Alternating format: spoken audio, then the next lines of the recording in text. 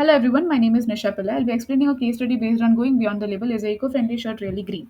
In this case study, this is a visual storytelling project that closely examines the fashion and textile sector on whether is eco-friendly clothing truly environmentally sustainable. The creators of this project include five digital journalists, three digital designers, executive artists, and a data visualization editor, as named in this particular slide. Going forward with the source of the data, this visual storytelling project is by Straits Time, which is the Singaporean daily English language newspaper owned by SPH Media Trust. They have sourced the data from Fashion Revolution mainly and Fashion Transparency Index, interview data from Changing Market Foundation, Singapore Fashion Council, National Environment Agency, Beyond Now, Impact, and the statistics from PUB.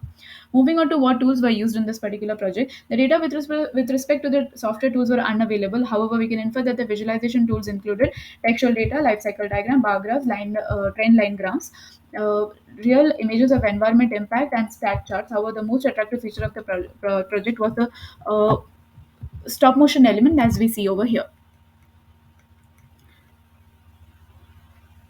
Okay, this is a stop motion part. Now, moving on to with respect to how the data was processed or analyzed, there is no explicit information on this in the blog. However, upon analyzing the page, we can infer that the data was processed or analyzed by extensive research on the topic. I'll be taking you through the pieces of this particular project, page by page. So, in this particular page, you can see that this particular page focuses on the fashion and textile sector, making up to 7% of the total global emissions. So, the global emission part is explained over here with the life cycle of the particular garment and its carbon emissions. And this particular graph shows the top 250 brands and their lack of transparency. Moving on to now, this is a stop motion about how the raw material is procured. And this section focuses on the raw materials influencing the global textile production. As for instance, after the polyester introduction, the textile production went up. Then moving on to okay, in this section they also say what you can do as a customer. You can check the hang tag and the composition of the garment. You can check for certification. Ultimately, choose a material that suits you well so that you use it for longer. This is a fiber to fabric process, and in this section, they are actually mentioning what kind of processing is done and how this particular washing, bleaching, scouring, dyeing, these processes include releasing distressed water into the sources into water resources where people are dwelling and how it impacts them. And then moving on to the next part, which is the assembly part. In this part, how the fabric is actually assembled and made into a garment is shown. And here they focus saying that before the product actually reaches the consumer, it has traveled through seven different countries and it also impacts on carbon emissions. So what you can do is buy from local brands, or you can also check the brands that offset the CO2 emission. Finally, the retailer part, when the garment is actually sold to the consumer and comes into the industry, this shows how the garment is used. It's a stop motion animation again. And then as part of as part of being a consumer and invest your input into the sustainability, what you can do is, what they say is, you can wash the clothes full loads at all times with cold water and line dry instead of tumble dry, so that the clothes last longer, and buy something that suits you so that you buy it for a long time. So every garment comes with a particular life cycle. So once you're outgrown out of it, they ask you to donate it, or recycle it or upcycle it, whichever suits you, so that the industry is still sustainable.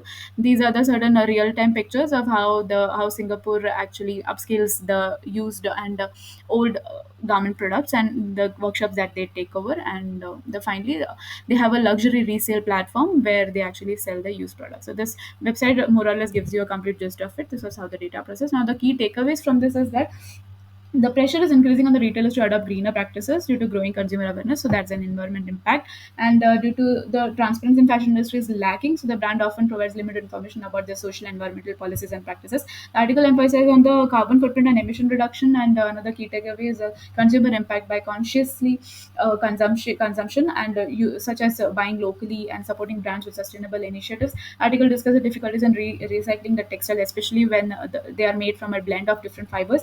And finally, the another key takeaway is a initiative for change like upcycling and second-hand market to reduce the waste and promote sustainable practices. Finally, the going on to the strengths, the data is sourced from credible and legitimate sources, so it has high reliability. The authentic images showing environment impact leaves a lasting impression on the audience. Thoughtful design and color choices like green and gray palette reinforces the concept of recycling and upcycling, including what you can do sections after each segment adds an influencing touch, making the message actionable for the readers.